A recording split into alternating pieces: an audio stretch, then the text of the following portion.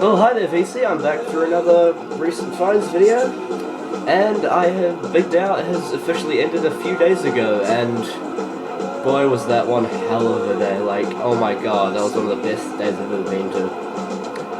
I would have loved to talk about, I'll talk about it a bit during this video, but I'll save most of my Big Doubt talk until I do a concert review of that in a few days or so.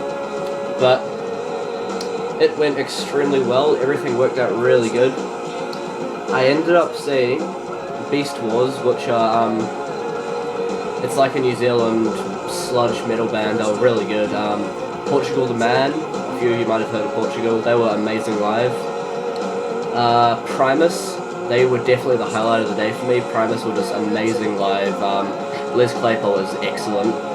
I saw the Hives. If anyone's heard of the Hives, they are a Swedish garage punk band, and they have probably one of the best frontmen in the world. They're great on stage. Their singer is so cocky and arrogant, but it really adds to the whole Hives persona. But great 2-minute blasts of energy in terms of songs. And if they ever come near you and you're into the whole punk thing, I would definitely recommend going and see them. Also saw about 10 minutes of Mudhoney, and Mudhoney were good, but I missed a lot of their hits and stuff, so I only got some of their new things, but they were still quite good. And after Mudhoney, I went to see Arcade Fire, and they were definitely another one of the highlights of the day. Arcade Fire are amazing live.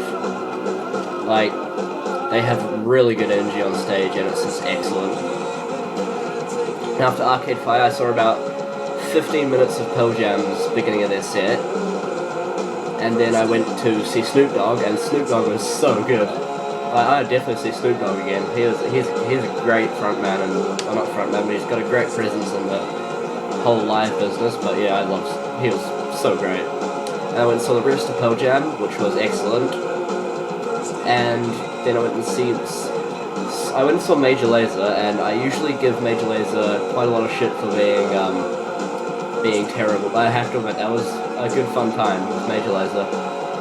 But so yeah, I'll talk the rest about Big Doubt in detail in my concert review video for it in a few days. But for now on, I'll get off what I've picked up recently from the record store. And before we start, playing right now is Songs to the Deaf, Queens of the Stone Age. And I'm seeing Queens of the Stone Age in a few days, not a few days, in March. And also something that arrived recently. I'll show you this. Look at it. Look at that beautiful baby. It came. I'm so ready for the Stones. The Stones are playing in April.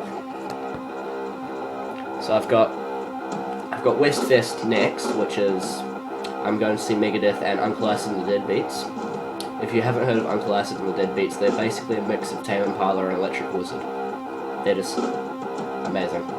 And Megadeth, gotta see Megadeth live. Then I've got Queens of the Stone Age in March, Rolling Stones in April, and the Arctic Monkeys in May, so a lot of good is coming up. But onto the records. Now, this record I have been meaning to get for as long as I can remember. I've been collecting records for. It's my favourite Beatles album. I've been meaning to get it for ages. I just got it recently, and pretty good condition, but yep. Revolver. Classic album. This is the US pressing version. I think it's original. I don't exactly know. Yeah, it's original US pressing, so this will be one of the first batches. It's in decent condition. But the thing I love about this album so much is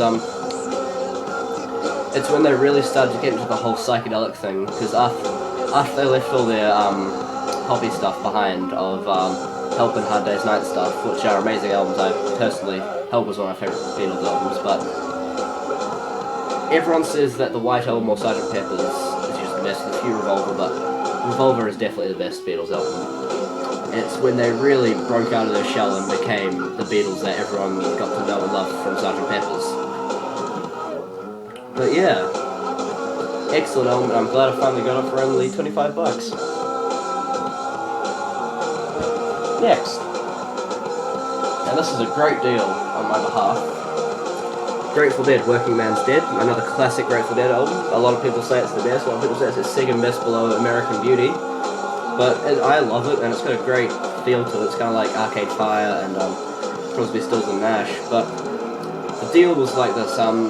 It was Boxing Day, and we have a lot of Boxing Day sales. And what happened is, at the record store that we usually go to, Real Groovy, this was $20 New Zealand for poor condition.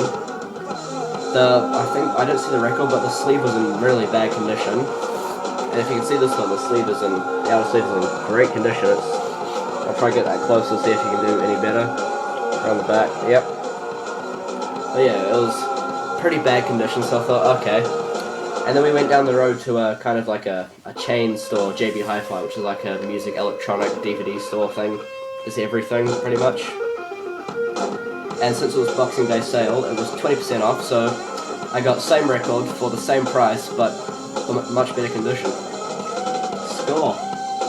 But yeah, I hadn't listened to this album before I bought it, and when I listened to it, it was amazing. I definitely think it's right up there. But American Beauty is still their best album. Can't get better than that. Now basically all the albums I got from my recent trip were albums I've been meaning to get for so long, and this is one of them. The Rise and Fall of Ziggy Stardust and the Spiders from Mars. You can't get better than this. This is probably Bowie at his finest alongside Space Oddity and stuff like that. But it is an excellent concept album. It's, oh god, yeah. Some of his best songs in there, like Suffragette City. You can't get better than Suffragette City. That is a great rock and roll song. Rock and Roll Suicide and Ziggy Stardust, the title track. They're all really excellent songs. It's in decent condition. There's a bit of ring wear. It's New Zealand pressing, and I'm pretty sure it's original. Yep, it's original. Oh, excellent. I didn't notice that.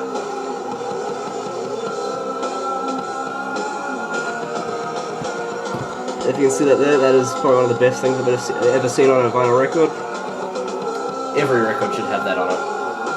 And I've just come back from playing this at maximum volume to annoy the neighbours, which is always great. But yeah, I love this album. It's such a great Bowie album.